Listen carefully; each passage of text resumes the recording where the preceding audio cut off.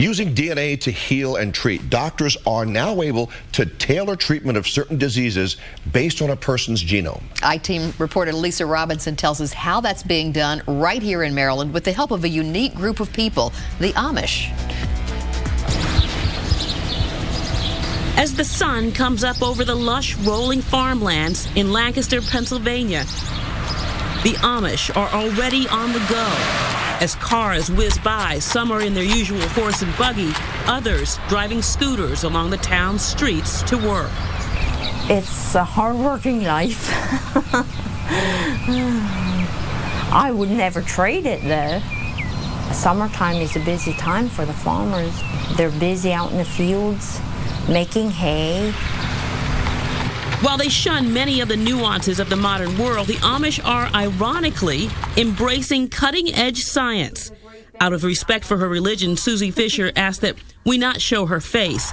After rising at 4:30 a.m. and doing her personal chores, she goes to work at the University of Maryland School of Medicine Amish Research Clinic.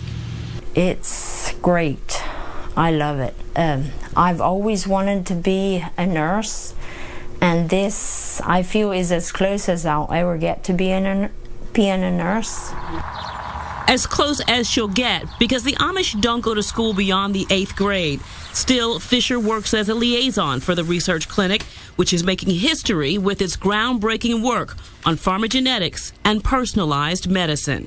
The project is the brainchild of the University of Maryland's Dr. Alan Shuldiner. Since 1995, he's been working with the Amish to identify genetic markers to help formulate drugs and treatments for many diseases. To do that, they are sequencing whole genomes, the genetic material unique to every individual.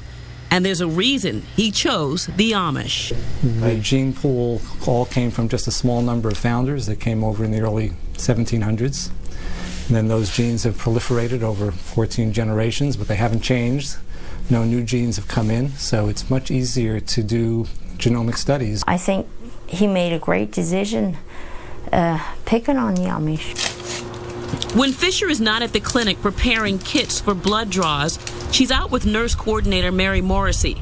Together, they make cold calls to Amish households looking for research participants. I have people that will do all of the studies, and some that might be a little bit more selective, but a whole group, they're very willing to help out and volunteer. To see if we can help people down the road, so if they have problems like cholesterol problems, high blood pressure, so maybe we can figure out how to control that.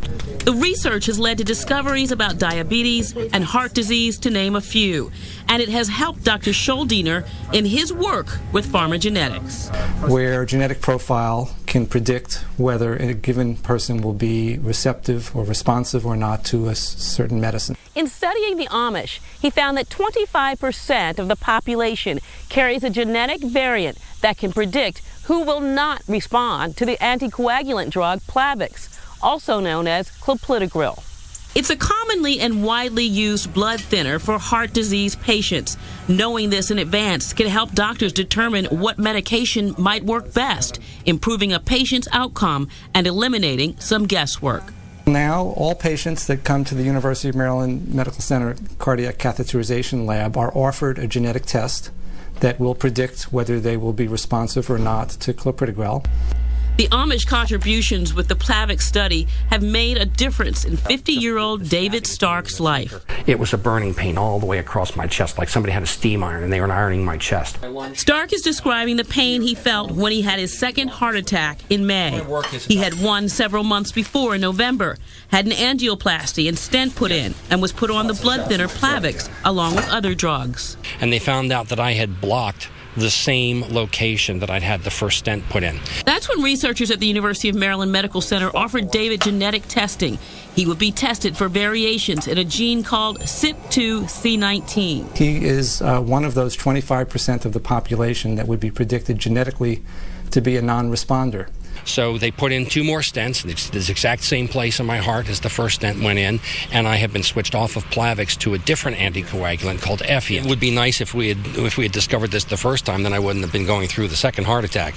While there's no guarantee of that, there is certainly great promise in pharmacogenetics and personalized medicine.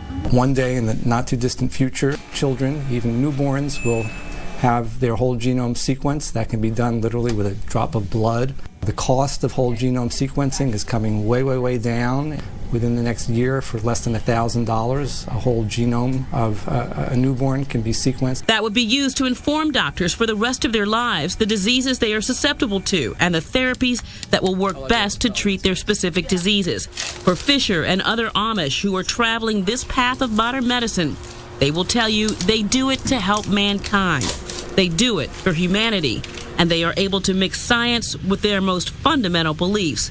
And for Fisher, it comes down to one thing. I see God's wonderful works. Lisa Robinson, Wbal-Tv 11 News.